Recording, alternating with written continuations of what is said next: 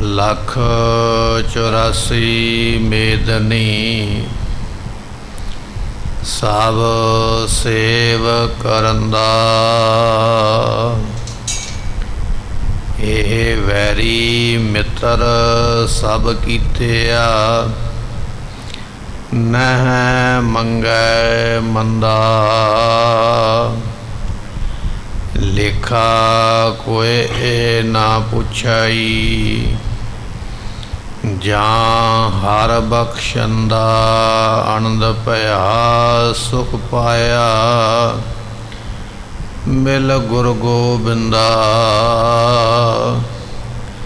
सबे काज सवारिया जां तुद भावंदा। सुखाओ टल गुर सेविया अहनस सहज सुभाए। दर्शन परसै गुरु कै जन्म मरण दुख जाए। होवै सिफत समधि नूरे अरसों कुरसों चटिया। तुद डिठे सच्चे पातशाह मल जन्म जन्म दी कटिया। तुद डिठे सच्चे पातशाह मल जन्म जन्म दी कटिया। सतनाम श्री वाहिगुरु साहिब जीओ। अषाढ़ तपंदा तिस लगै हर ना हो ना जिन्ना पास।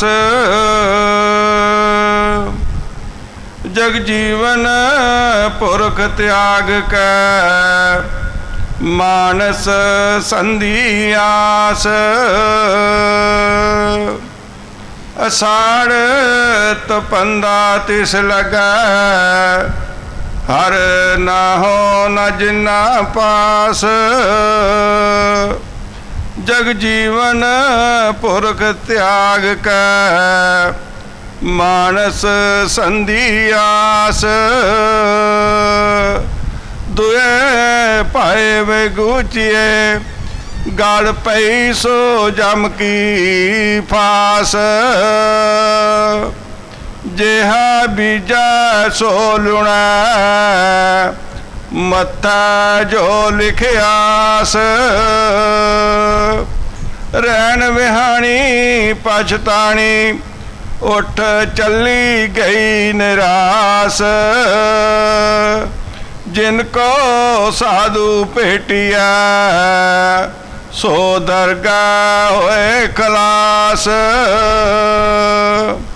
कर कृपा प्रभ अपनी तेरे दर्शन होए प्यास। प्रभ तुद बिन दूजा को नहीं नानक की अरदास। अषाढ़ सुहंदा तिस लगा जिस मन हर चरण निवास। वाहिगुरु जी का खालसा वाहिगुरु जी की फतेह। वालिए कुल आलम सरवरे कायनात जुगो जुग अटल गरीब नवाज सतगुरु गुरता गद्दी ते बिराजमान साहिब गुरु ग्रंथ साहिब पातशाह जियां दी पवित्र पावन हजूरी दा आनंद मान रही गुरु की संगत। आप संगतां ने सतगुरां दे दरबार अंदर सुशोभित होकर के गुरबाणी दे नितनेम अमृत वेले आप संगतां ने सरवण कीते। उस तो उपरंत 12 माह गुरबाणी दे पाठ आपां सरवण कर रहे सी। आसा दी वार दे कीर्तन आप संगतां ने भावना नाल शरधा दे नाल गुरु दरबार अंदर बैठ के सरवण कीते। सतगुरां ने अज दा दिहाड़ा जो सानू हाड़ दी संगरांद हाड़ दा ये महीना ਜੋ ਅੱਜ ਤੋਂ ਪ੍ਰਾਰੰਭ ਹੋਇਆ ਹੈ, ਹਾੜ ਦੀ ਸੰਗਰਾਂਦ ਦਾ ਇਹ ਪਵਿੱਤਰ ਦਿਹਾੜਾ ਸਾਨੂੰ ਪ੍ਰਾਪਤ ਹੋ ਰਿਹਾ ਹੈ। ਸਤਿਗੁਰਾਂ ਦੇ ਦਰਸ਼ਨ ਕਰਨ ਹਿਤ ਔਰ ਗੁਰੂ ਦੇ ਬਚਨ ਸਰਵਨ ਕਰਨ ਵਾਸਤੇ ਆਪ ਸੰਗਤਾਂ ਇਕੱਤਰਤ ਹੋਏ ਹੋ। ਆਓ ਕੁਝ ਸਮੇਂ ਵਾਸਤੇ ਆਪਣੇ ਮਨ ਦੇ ਧਿਆਨ ਨੂੰ ਟਿਕਾਈਏ ਬੜੀ ਭਾਵਨਾ ਨਾਲ, ਸ਼ਰਧਾ ਨਾਲ। ਜੋ ਇਹ ਸਤਿਗੁਰੂ ਜੀ ਅੱਜ ਸਾਨੂੰ ਗੁਰਬਾਣੀ ਵਿੱਚੋਂ ਉਪਦੇਸ਼ ਬਖਸ਼ਿਸ਼ ਕਰ ਰਹੇ ਨੇ, ਤਿਸ ਨੂੰ ਸਰਵਨ ਕਰੀਏ, ਮਨ ਦੀਆਂ ਬਿਰਤੀਆਂ ਟਿਕਾਈਏ, ਮਿਲ ਕੇ ਆਖੀਏ ਸਤਿਨਾਮ ਸ੍ਰੀ ਵਾਹਿਗੁਰੂ ਸਾਹਿਬ ਜੀ। ਸਤਨਾਮ ਸ੍ਰੀ ਵਾਹਿਗੁਰੂ ਸਾਹਿਬ ਜੀਓ। ਅਸਾਰਤ ਪੰਦਾ ਤਿਸ ਲੱਗਾ, ਹਰ ਨਾਹੋ ਨ ਜਿਨਾ ਪਾਸ। ਗੁਰੂ ਅਰਜਨ ਦੇਵ ਮਹਾਰਾਜ ਜੀਆਂ ਦਾ ਇਹ ਪਵਿੱਤਰ ਉਪਦੇਸ਼ ਆਪਾਂ ਨੂੰ ਪ੍ਰਾਪਤ ਹੋ ਰਿਹਾ ਹੈ। ਅਸਾੜ ਤੋਂ ਭਾਵ ਹੈ ਹਾੜ ਦਾ ਇਹ ਜੋ ਮਹੀਨਾ ਸਾਨੂੰ ਅੱਜ ਪ੍ਰਾਪਤ ਹੋ ਰਿਹਾ ਹੈ। ਸਾਹਿਬ ਗੁਰੂ ਅਰਜਨ ਦੇਵ ਮਹਾਰਾਜ ਜੀ ਇਹ 12 ਮਾਹ ਨਾਮ ਦੀ ਬਾਣੀ ਜਿਹੜੀ ਹੈ, ਇਸ ਨੂੰ ਦਰਜ ਕਰਨ ਵਾਲੇ ਨੇ, ਉਚਾਰਨ ਕਰਨ ਵਾਲੇ। ਇੱਕ ਵੇਲੇ ਸਿੱਖ ਸੰਗਤਾਂ ਨੇ ਮਹਾਰਾਜ ਸਾਹਿਬ ਜੀਆਂ ਨੂੰ ਬੇਨਤੀ ਕੀਤੀ, ਬਾਬਾ ਬੁੱਢਾ ਸਾਹਿਬ ਜੀਆਂ ਦੇ ਸਮੇਤ, ਮਹਾਰਾਜ ਜੀ ਕੋਈ ਇਹੋ ਜਿਹੀ ਸੌਖੀ ਬਾਣੀ ਉਚਾਰੋ ਜਿਸ ਬਾਣੀ ਨੂੰ ਪੜ੍ਹਦਿਆਂ ਸਾਨੂੰ ਅਰਥ ਆਪਣੇ ਆਪ ਹੀ ਸਮਝ ਆ ਜਾਣ, ਸਾਨੂੰ ਅਰਥਾਂ ਦਾ ਗਿਆਨ ਹੋ ਜਾਵੇ, ਸੋਝੀ ਹੋ ਜਾਵੇ, ਤਾਂ ਕਿ ਅਸੀਂ ਘਰ ਬੈਠਿਆਂ ਹੀ ਇਹ ਗੱਲ ਨੂੰ ਜਾਣ ਲਈਏ, ਸਮਝ ਲਈਏ ਕਿ ਇਹ ਮਹੀਨਾ ਕਿਸ ਤਰ੍ਹਾਂ ਬਤੀਤ ਕਰਨਾ ਚਾਹੀਦਾ। ਗੁਰੂ ਅਰਜਨ ਦੇਵ ਮਹਾਰਾਜ ਸਾਹਿਬ ਜੀਆਂ ਨੇ ਇਹ ਸੰਗਤਾਂ ਦੀ ਬੇਨਤੀ ਸੁਣਦਿਆਂ ਹੋਇਆਂ ਅੰਮ੍ਰਿਤਸਰ ਦੀ ਪਵਿੱਤਰ ਧਰਤੀ 'ਤੇ, ਸੋ ਮਹਾਰਾਜ ਸਾਹਿਬ ਜੀ ਉਸ ਵੇਲੇ ਬਿਰਾਜੇ ਸਨ। ਦੀਵਾਨ ਹਾਲ, ਮੰਜੀ ਹਾਲ ਦੇ ਬਾਰ-ਬਾਰ ਸੰਗਮਰਮਰ ਦੀ ਪਾਲਕੀ ਅੱਜ ਵੀ ਮਹਾਰਾਜ ਜੀਆਂ ਦੀ ਯਾਦ ਵਿੱਚ ਸੁਸ਼ੋਭਿਤ ਹੈ। ਉੱਥੇ ਬੈਠ ਕੇ ਇਹ ਬਾਣੀ ਜਿਹੜੀ ਹੈ ਗੁਰੂ ਅਰਜਨ ਸਾਹਿਬ ਪਾਤਸ਼ਾਹ ਨੇ ਰਚੀ ਹੈ। ਬਾਣੀ ਦਾ ਨਾਮ ਰੱਖਿਆ ਮਹਾਰਾਜ ਜੀਆਂ ਨੇ 12 ਮਾਹ, 12 ਗਿਣਤੀ ਹੈ, ਮਾਹ ਨਾਮ ਮਹੀਨੇ, 12 ਮਹੀਨਿਆਂ ਦਾ ਇਹ ਉਪਦੇਸ਼। ਇਸ ਬਾਣੀ ਦਾ ਨਾਮ ਵੀ 12 ਮਾਹ ਹੈ। ਗੁਰੂ ਗ੍ਰੰਥ ਸਾਹਿਬ ਦੇ ਵਿੱਚ 133 ਅੰਗ ਦੇ ਉੱਪਰ ਮਹਾਰਾਜ ਸਾਹਿਬ ਜੀਆਂ ਨੇ ਇਸ ਬਾਣੀ ਨੂੰ ਅੰਕਿਤ ਕੀਤਾ ਹੈ, ਲਿਖਿਆ ਹੈ। ਸੋ ਇਹ ਸਿੱਖਾਂ ਦੀ ਬੇਨਤੀ ਕਹਿਣ ਕਰਕੇ ਗੁਰੂ ਅਰਜਨ ਦੇਵ ਪਾਤਸ਼ਾਹ ਨੇ ਇਸ ਬਾਣੀ ਨੂੰ ਅੰਮ੍ਰਿਤਸਰ ਦੀ ਪਵਿੱਤਰ ਧਰਤੀ 'ਤੇ ਰਚਿਆ। ਇਹ ਅੱਜ ਦਾ ਜੋ ਮਹੀਨਾ ਹਾੜ ਦਾ, ਗਰਮੀ ਦਾ ਮਹੀਨਾ ਪ੍ਰਾਪਤ ਹੋ ਰਿਹਾ ਹੈ, ਸਤਿਗੁਰੂ ਜੀ ਬਖਸ਼ਿਸ਼ ਕਰਦੇ ਕਹਿਣ ਲੱਗੇ, ਭਾਈ ਅਸਾੜ ਤਪੰਦਾ ਤਿਸ ਲੱਗੈ।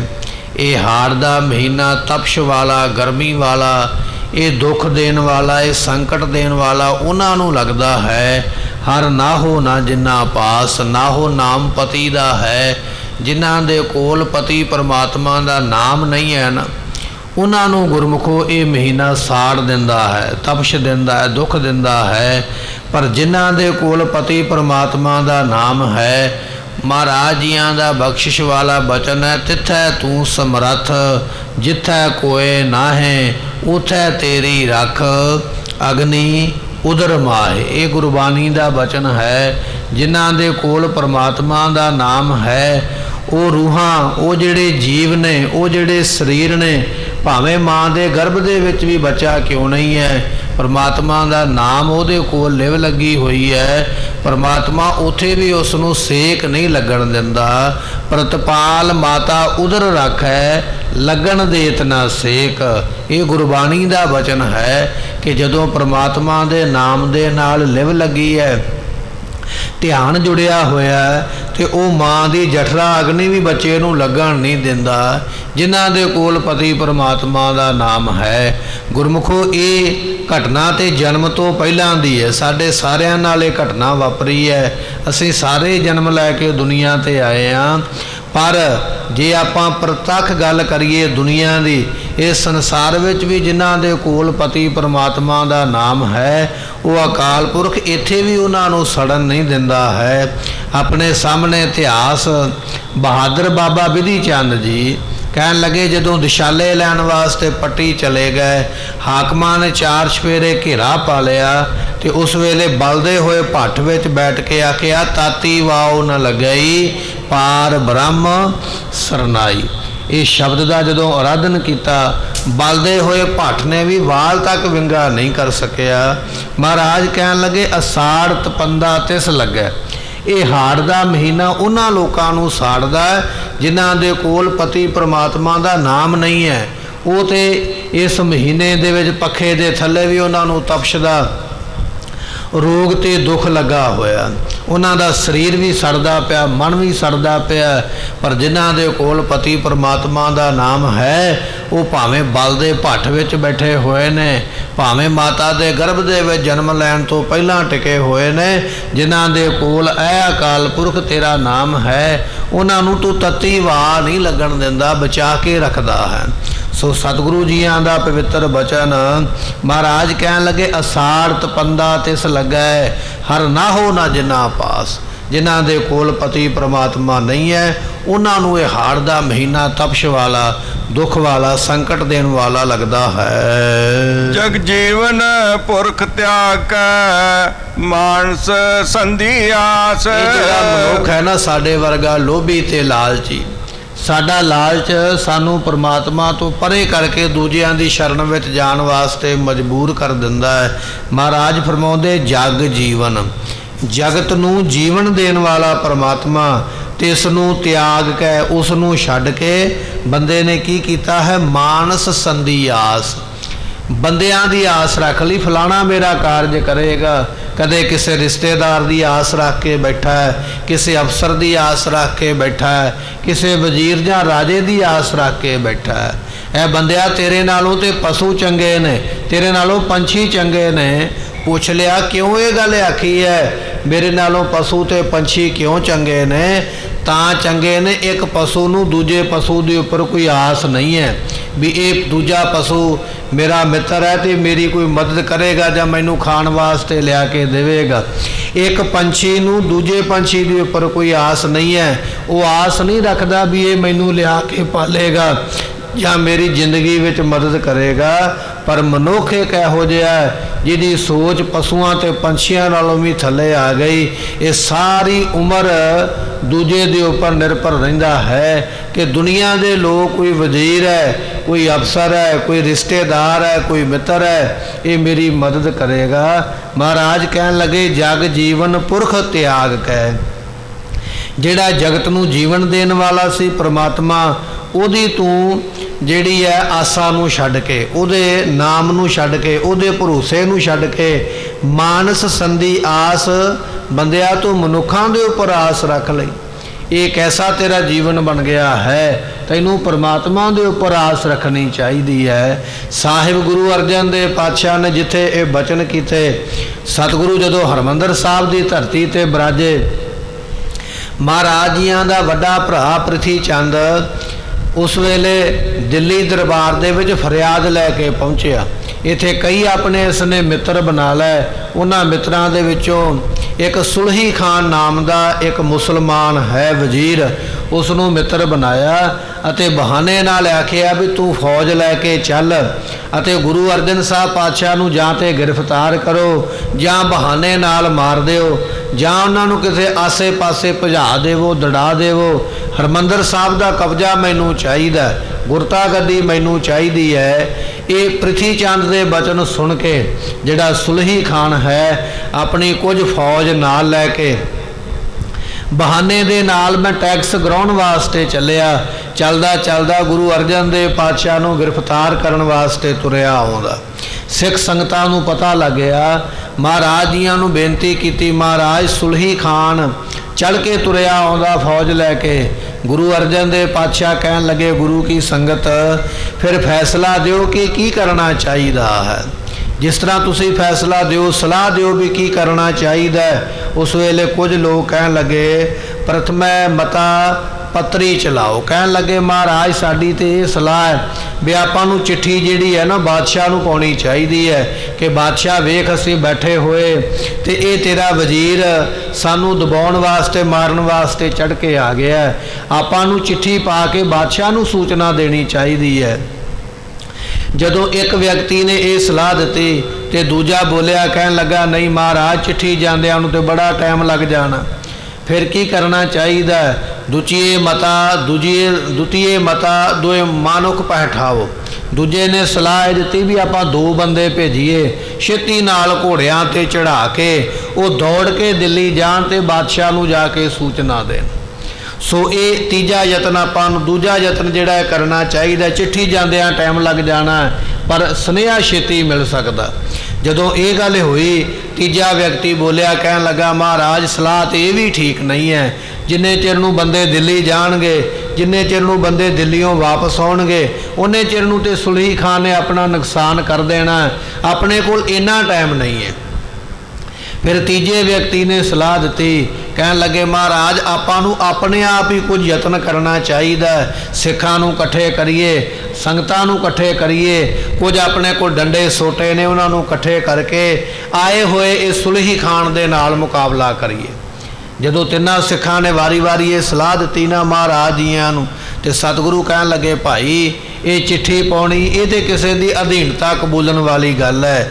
2 ਬੰਦਿਆਂ ਨੂੰ ਛੇਤੀ ਨਾਲ ਭਜਾਉਣਾ ਇਹ ਤੇ ਡਰ ਰੱਖਣ ਵਾਲੀ ਗੱਲ ਹੈ। ਤੀਜੀ ਗੱਲ ਜਿਹੜੀ ਤੁਸੀਂ ਕਰਦੇ ਹੋ ਵੀ ਆਪਾਂ ਸੁਲਹੀ ਖਾਨ ਦਾ ਮੁਕਾਬਲਾ ਕਰਵਾਈਏ, ਸੰਗਤ ਇਕੱਠੀ ਕਰ ਲਈਏ, ਇਹਦੇ ਵਿੱਚ ਸੰਗਤ ਦਾ ਨੁਕਸਾਨ ਹੋ ਜਾਣਾ ਕਿਉਂਕਿ ਉਹਦੇ ਸਿਪਾਹੀ ਜਿਹੜੇ ਸ਼ਸਤਰਾਂ ਦੇ ਸਮੇਤ ਨੇ। ਸਾਡੇ ਸਿੱਖ ਹਾਲੇ ਤਿਆਰ ਨਹੀਂ ਹੋਏ ਜੰਗ ਕਰਨ ਵਾਸਤੇ, ਇਸ ਕਰਕੇ ਇਹ ਤੀਜੀ ਗੱਲ ਵੀ ਸੰਗਤ ਦਾ ਨੁਕਸਾਨ ਕਰਨ ਵਾਸਤੇ ਹੈ। ਜਦੋਂ ਮਹਾਰਾਜ ਨੇ ਤਿੰਨੇ ਫੈਸਲੇ ਨਾਂ ਦੇ ਵਿੱਚ ਕਹਿ ਦਿੱਤੇ, ਫਿਰ ਸੰਗਤਾਂ ਨੇ ਆਖਿਆ ਮਹਾਰਾਜ ਤੁਹਾਡਾ ਕੀ ਮਤਾ ਹੈ, ਤੁਸੀਂ ਕੀ ਕਰਨਾ ਚਾਹੁੰਦੇ ਹੋ? ਤੇ ਮਹਾਰਾਜ ਕਹਿਣ ਲੱਗੇ ਮੈਂ ਸਭ ਕੁਝ ਛੋੜ ਪ੍ਰਭ ਤੂੰ ਹੀ ਧਿਆਇਆ। ਸਾਡੀ ਤੇ ਟੇਕ ਉਸ ਪ੍ਰਮਾਤਮਾ ਦੇ ਉੱਪਰ ਹੀ ਹੈ, ਸਾਡਾ ਭਰੋਸਾ ਉਹਦੇ ਉੱਪਰ ਹੀ ਹੈ। ਅਸੀਂ ਤੇ ਫਰਿਆਦ ਉਹਦੇ ਦਰਬਾਰ ਵਿੱਚ ਕਰਾਂਗੇ ਜਿਹਦੇ ਦਰਬਾਰ ਵਿੱਚ ਕੀਤੀ ਹੋਈ ਫਰਿਆਦ ਕਦੇ ਮੁੜਦੀ ਨਹੀਂ ਹੈ। ਜਿਹਦੇ ਦਰਬਾਰ ਵਿੱਚ ਕੀਤੀ ਹੋਈ ਫਰਿਆਦ ਝੱਟ ਪਹੁੰਚ ਜਾਂਦੀ ਹੈ। ਚੀਟੀ ਕੀ ਪੁਕਾਰ ਜਿਹੜੀ ਪਹਿਲਾਂ ਪਹੁੰਚਦੀ ਹੈ। ਕਹਿਣ ਲੱਗੇ ਕਿ ਭਾਈ ਪਿਆਰਿਆ ਕੁੰਚਰ ਕੀ ਪੁਕਾਰ पल भीतर पहुँचता है, चीटी की पुकार पहले सुनियत है। 10वें पातशाह ने लिखिया उहदे दरबार विच पुकार बड़ी छेती पहुँचती है।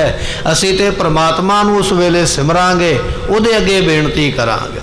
ये बचन करदियां नाल महाराज दे मुखों बचन निकलिया सुलही ते नारायण राख। जदों बचन निकलिया ना काल पुरख दे अगे जोदड़ी बेनती की, कहन लगे सुलही खान चढ़ के फौज दे समेत तुरिया आउंदा। अपने मित्र पृथ्वी चंद दे नाल पृथ्वी चंद हंकार विच आके कहन लगा मित्र मैं इट्टां दे आवे पाए हुए, जिवें अज भट्ठे ने ना वड्डे वड्डे इट्टां बनदियां, इस तरह पहलां छोटे छोटे आवियां आवे पाए जाते थोड़ियां इट्टां पकाउण वास्ते। कहन लगा मित्र वेख मैं इट्टां दे आवे पाए, चल तैनूं विखा के लैके आवां। सुलही खान घोड़े ते चढ़िया, पृथ्वी चंद दे नाल वेखदा पिया इट्टां दे आवे। कुदरत की देवनेत इहो जी वरती है। सुलही खान का घोड़ा इहो जिहा तरबकिया, इहो जिहा डरिया।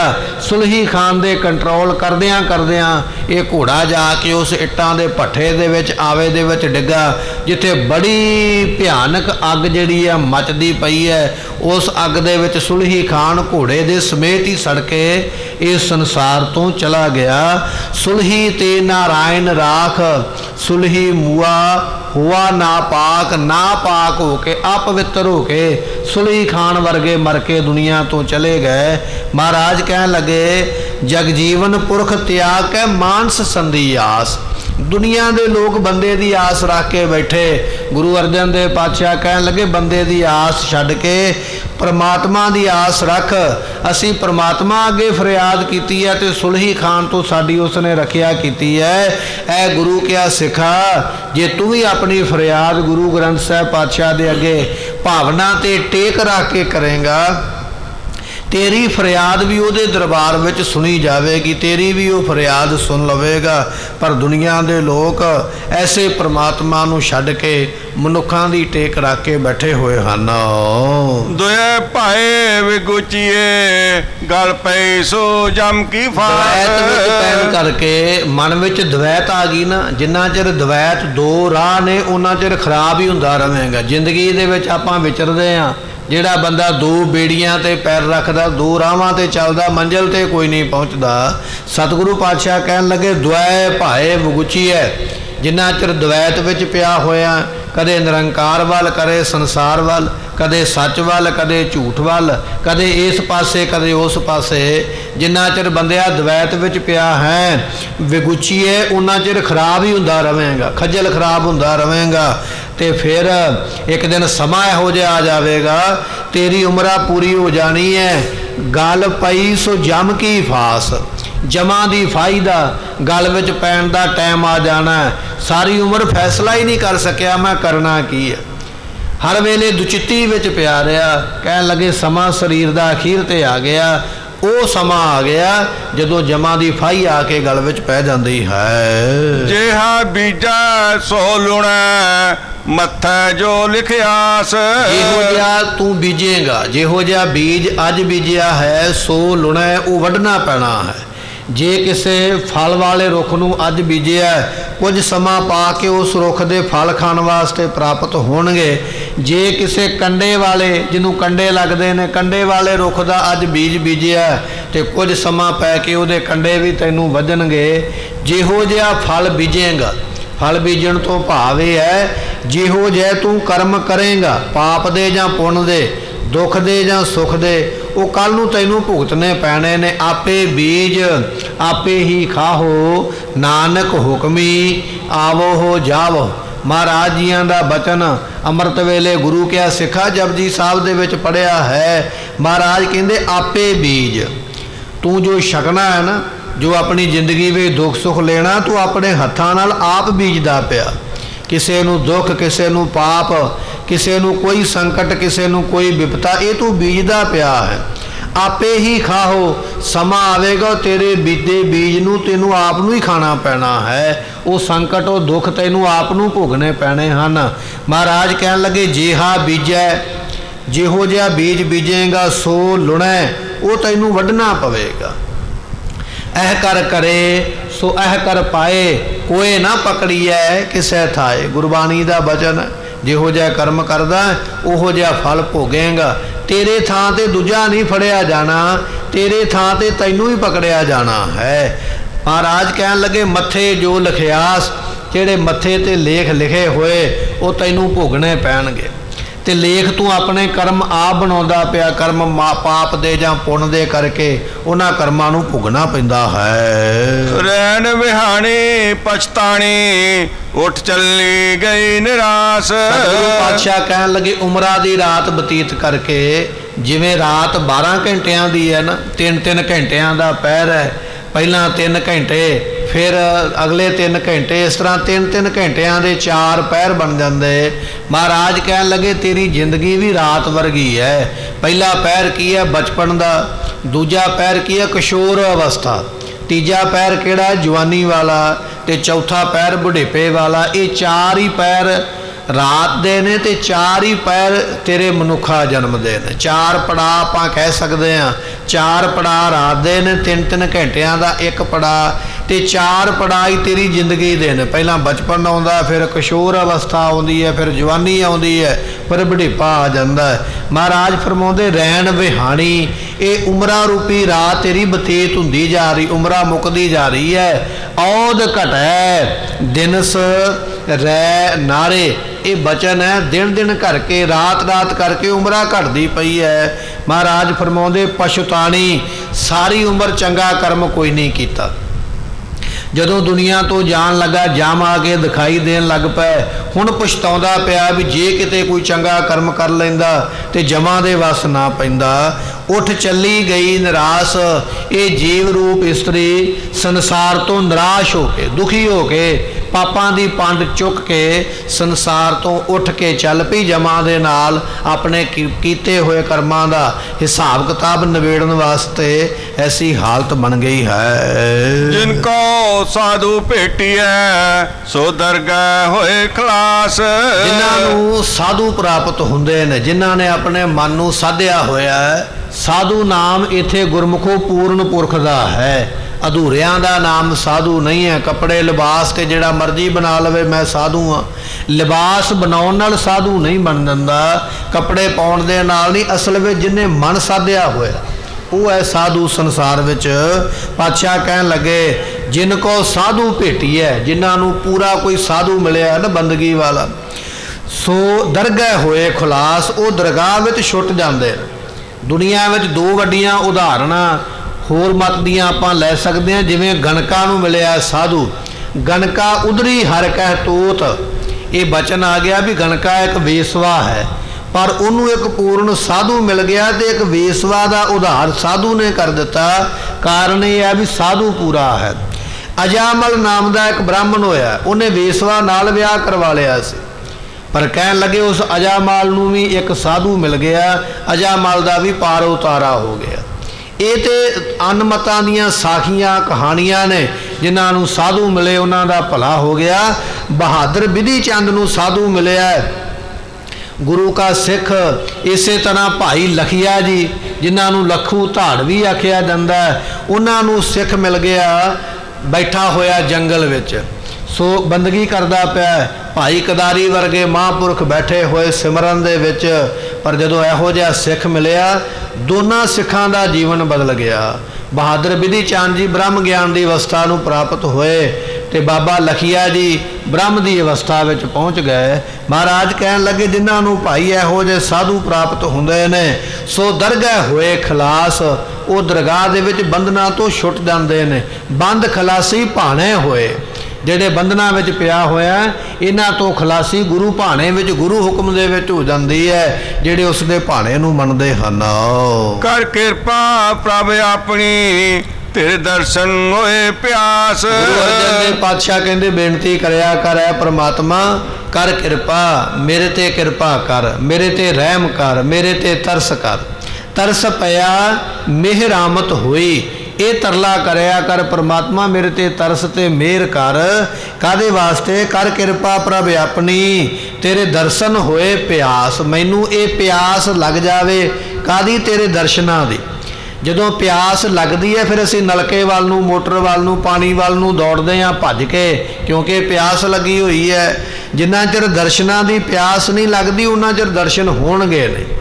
ਜਦੋਂ ਦਰਸ਼ਨਾਂ ਦੀ ਪਿਆਸ ਲੱਗੇਗੀ ਉਸ ਵੇਲੇ ਦਰਸ਼ਨ ਪ੍ਰਾਪਤ ਹੁੰਦੇ। ਕਹਿਣ ਲੱਗੇ, ਇਹ ਕਿਰਪਾ ਕਰ ਪ੍ਰਮਾਤਮਾ, ਜਿਵੇਂ ਭਾਈ ਮਾਹ ਸਿੰਘ ਨੂੰ ਖੁਦਰਾਣੇ ਦੀ ਢਾਬ ਤੇ ਫੱਟੜ ਹੋਏ ਨੂੰ ਪਿਆਸ ਲੱਗੀ ਹੈ ਨਾ, ਦਸਵੇਂ ਪਾਤਸ਼ਾਹ ਮਹਾਰਾਜ ਦੇ ਦਰਸ਼ਨਾਂ ਦੀ ਨੇਤਰ ਬੰਦ ਨੇ, ਜ਼ਖਮੀ ਹਾਲਤ ਵਿੱਚ ਗੁਰੂ ਕਾ ਸਿੱਖ ਡਿੱਗਿਆ ਹੋਇਆ ਤੇ ਨੇਤਰ ਬੰਦ ਕਰਕੇ ਬੇਨਤੀ ਕਰਦਾ ਪਿਆ, ਐ ਦਸਵੇਂ ਪਾਤਸ਼ਾਹ ਮਹਾਰਾਜ ਇੱਕ ਵਾਰੀ ਦਰਸ਼ਨਾਂ ਦੀ ਦਾਤ ਬਖਸ਼ਿਸ਼ ਕਰੋ। ਇਸ ਤਰ੍ਹਾਂ ਜਦੋਂ ਬੇਨਤੀਆਂ ਕਰੇਗਾ ਭਾਵਨਾ ਦੇ ਨਾਲ, ਤੇਰੇ ਦਰਸ਼ਨ ਹੋਏ, ਫਿਰ ਉਹਦੇ ਤੈਨੂੰ ਦਰਸ਼ਨ ਹੋਣਗੇ, ਤਾਂ ਇਹ ਤੇਰੀ ਪਿਆਸਾ ਜੋ ਹੈ ਇਹ ਬੁੱਝ ਜਾਣੀ ਹੈ। ਪ੍ਰਭ ਤੁਧ ਬਿਨ ਦੂਜਾ ਕੋ ਨਹੀਂ, ਨਾਨਕ ਕੀ ਅਰਦਾਸ। ਨਾਨਕ ਦੇ ਪਾਤਸ਼ਾਹ ਮਹਾਰਾਜ ਜੀਆਂ ਦੇ ਪੰਜਵੇਂ ਸਰੂਪ ਨੇ ਸਾਹਿਬ ਗੁਰੂ ਅਰਜਨ ਦੇਵ ਪਾਤਸ਼ਾਹ। ਕਹਿਣ ਲੱਗੇ, ਐ ਪ੍ਰਮਾਤਮਾ, ਪ੍ਰਭ ਤੁਧ ਬਿਨ ਦੂਜਾ ਕੋ ਨਹੀਂ, ਤੇਰੇ ਬਿਨਾ ਕੋਈ ਦੂਜਾ ਹੈ ਹੀ ਨਹੀਂ। ਕਿਹਦੇ ਅੱਗੇ ਜਾ ਕੇ ਕਹੀਏ? ਭਗਤਾਂ ਨੇ ਬਚਨ ਲਿਖਿਆ ਗੁਰਬਾਣੀ ਦੇ ਵਿੱਚ, ਕਹਿਣ ਲੱਗੇ, ਤੁਧ ਨੂੰ ਛੋੜ ਪ੍ਰਭ ਜਾਈਏ ਕੈ ਧਰ, ਤੈਨੂੰ ਛੱਡ ਕੇ ਤੇ ਹੋਰ ਕਿਹੜੀ ਧਿਰ ਨੂੰ ਜਾ ਕੇ ਮੰਨੀਏ, ਕਿਹਦੇ ਦਰਵਾਜ਼ੇ ਤੇ ਜਾ ਕੇ ਬੈਠੀਏ? ਕਿਉਂਕਿ ਆਨ ਨਾ ਬੀਆ ਤੇਰੀ ਸਮ ਸਰ, ਤੇਰੇ ਬਰਾਬਰ ਕੋਈ ਦੂਜਾ ਹੈ ਹੀ ਨਹੀਂ, ਤੇ ਕਿਹਨੂੰ ਜਾ ਕੇ ਆਖੀਏ ਵੀ ਸਾਡਾ ਆਹ ਕੰਮ ਕਰ। ਇਸ ਕਰਕੇ ਪ੍ਰਭ ਤੁਧ ਬਿਨ ਦੂਜਾ ਕੋ ਨਹੀਂ। ਰੱਖਣ ਹਾਰਾ ਰਾਮ, ਇਹ ਬਚਨ ਨੇ ਗੁਰਬਾਣੀ ਦੇ। ਦੁਨੀਆ ਵਿੱਚ ਰੱਖਣ ਵਾਲਾ ਤੇਰੇ ਤੋਂ ਬਿਨਾ ਕੋਈ ਦੂਜਾ ਹੈ ਹੀ ਨਹੀਂ। ਜਦੋਂ ਜਮ ਆਉਂਦੇ ਨਾ ਲੈਣ ਵਾਸਤੇ, ਤੇ ਉਸ ਵੇਲੇ ਕੇਵਲ ਇੱਕ ਪਰਮਾਤਮਾ ਹੀ ਹੈ ਜਿਹੜਾ ਜਮਾਂ ਤੋਂ, ਉਹਨਾਂ ਦੀ ਮਾਰ ਤੋਂ ਬਚਾ ਸਕਦਾ। ਉਹਦੇ ਤੋਂ ਬਿਨਾ ਕੋਈ ਦੂਜਾ ਸਮਰੱਥ ਹੈ ਹੀ ਨਹੀਂ, ਇੰਨਾ ਤਾਕਤ ਵਾਲਾ ਵੀ ਉਸ ਦੀ ਮਾਰ ਤੋਂ, ਕਰੋਪੀ ਤੋਂ ਬਚਾ ਸਕੇ। ਪ੍ਰਭ ਤੁਧ ਬਿਨ ਦੂਜਾ ਕੋ ਨਹੀਂ, ਨਾਨਕ ਕੀ ਅਰਦਾਸ। ਇਹ ਅਰਦਾਸ ਹੈ ਗੁਰੂ ਕੇ ਸਿੱਖ ਦੀ, ਗੁਰੂ ਚਰਨਾਂ ਦੇ ਵਿੱਚ। ਮਹਾਰਾਜ ਕਿਰਪਾ ਕਰੋ, ਮੈਨੂੰ ਰੱਖ ਲਓ, ਮੈਂ ਆਪ ਜੀ ਦੀ ਸ਼ਰਨ ਵਿੱਚ ਚੱਲ ਕੇ ਆਇਆ ਹਾਂ। ਅਸਾੜ ਸੁਹੰਦਾ ਤਿਸ ਲੱਗਾ, ਜਿਸ ਮਨ ਹਰ ਚਰਨ ਨਿਵਾਸ। ਗੁਰੂ ਅਰਜਨ ਦੇਵ ਪਾਤਸ਼ਾਹ ਮਹਾਰਾਜ ਸਾਹਿਬ ਜੀ ਇਸ ਹਾੜ ਦੇ ਮਹੀਨੇ ਨੂੰ ਇਹ ਸਾਨੂੰ ਸਮਝਾ ਗਏ ਚੰਗੀ ਤਰ੍ਹਾਂ। ਬਚਨ ਪੱਲੇ ਸਾਡੇ ਬੰਨ ਗਏ ਬਚਨ ਨੂੰ, ਕਿ ਜਿਸ ਤਰ੍ਹਾਂ ਦਾ ਕਰਮ ਕਰੇਗਾ ਉਸ ਤਰ੍ਹਾਂ ਦੇ ਫਲ ਭੋਗਣੇ ਪੈਣਗੇ। ਜੇ ਦਰਸ਼ਨਾਂ ਦੀ ਪਿਆਸ ਰੱਖੇਗਾ ਤੇ ਦਰਸ਼ਨ ਪ੍ਰਾਪਤ ਹੋ ਜਾਣਗੇ, ਜੇ ਪਾਪ ਦੀ ਵਿਚਾਰ ਰੱਖੇਗਾ ਤੇ ਉਹੋ ਜੀ ਭਾਵਨਾ ਬਣ ਜਾਏਗੀ। ਅਸਾੜ ਸੁਹੰਦਾ ਤਿਸ ਲੱਗੈ, ਪਹਿਲੀ ਪੰਕਤੀ ਇਹ ਸੀ, ਅਸਾੜ ਤਪੰਦਾ ਤਿਸ ਲੱਗੈ। ਉਹਨਾਂ ਲੋਕਾਂ ਨੂੰ ਇਹ ਹਾੜ ਦਾ ਮਹੀਨਾ ਸਾੜਦਾ ਹੈ ਜਿਨ੍ਹਾਂ ਕੋਲ ਪਤੀ ਪਰਮਾਤਮਾ ਨਹੀਂ ਹੈ, ਤੇ ਅਖੀਰ ਦੇ ਵਿੱਚ ਬਚਨ ਲਿਖਿਆ ਅਸਾੜ ਸੁਹੰਦਾ ਤਿਸ ਲੱਗੈ। ਸੁਹੰਦਾ ਤੋਂ ਭਾਵ ਸੋਭਨੀਕ। ਇਹ ਹਾੜ ਦਾ ਮਹੀਨਾ ਉਹਨਾਂ ਗੁਰਮੁਖਾਂ ਦੇ ਵਾਸਤੇ ਸੋਭਨੀਕ ਹੈ, ਚੰਗਾ ਲੱਗਦਾ, ਪਿਆਰਾ ਲੱਗਦਾ ਹੈ, ਜਿਸ ਮਨ ਹਰ ਚਰਨ ਨਿਵਾਸ, ਜਿਹਦੇ ਮਨ ਦੇ ਵਿੱਚ ਹਰੀ ਪ੍ਰਮਾਤਮਾ ਦੇ ਚਰਨਾਂ ਦਾ ਨਿਵਾਸ ਹੋ ਗਿਆ ਹੈ। ਜਿਨ੍ਹਾਂ ਨੇ ਗੁਰੂ ਦੇ ਚਰਨ ਆਪਣੇ ਹਿਰਦੇ ਵਿੱਚ ਵਸਾ ਲਏ, ਉਹਨਾਂ ਨੂੰ ਇਹ ਮਹੀਨਾ ਕੋਈ ਦੁਖਦਾਈ ਨਹੀਂ ਹੈ, ਕੋਈ ਸੰਕਟ ਵਾਲਾ ਨਹੀਂ ਹੈ, ਕੋਈ ਬਿਪਤਾ ਵਾਲਾ ਨਹੀਂ। ਕਾਰਨ ਇਹ ਹੈ ਕਿ ਉਹਨਾਂ ਦੇ ਹਿਰਦੇ ਵਿੱਚ ਗੁਰੂ ਦੇ ਚਰਨ ਵਸੇ ਹੋਏ ਨੇ, ਪਰਮਾਤਮਾ ਦੇ ਚਰਨਾਂ ਨੂੰ ਵਸਾਈ ਬੈਠੇ। ਮਹਾਰਾਜ ਜੀਆਂ ਨੇ ਬਚਨ ਲਿਖਿਆ, ਸਤਿਗੁਰਾਂ ਨੂੰ ਪੁੱਛਿਆ ਮਹਾਰਾਜ ਤੁਹਾਡੇ ਚਰਨ ਕਿਹੜੇ ਨੇ? ਤੇ ਉਸ ਵੇਲੇ ਉਹਨਾਂ ਨੇ ਬਚਨ ਲਿਖਿਆ ਚਿੱਤ ਚਰਨ ਨਾਮ। ਗੁਰੂ ਦੇ ਚਰਨ, ਜਿਹੜਾ ਨਾਮ ਹੈ ਇਹ ਗੁਰੂ ਦੇ ਚਰਨ ਨੇ। ਜਦੋਂ ਨਾਮ ਨੂੰ ਸਵਾਸ ਗੁਰਮੁਖਾ ਜਪੇਗਾ, ਇਹ ਨਾਮ ਰੂਪੀ ਚਰਨ ਤੇਰੇ ਹਿਰਦੇ ਵਸ ਜਾਣਗੇ। ਤੇ ਜਿਨ੍ਹਾਂ ਦੇ ਹਿਰਦੇ ਵਿੱਚ ਨਾਮ ਵਸ ਗਿਆ, ਅਸਾੜ ਸੁਹੰਦਾ ਤਿਸ ਲੱਗੈ।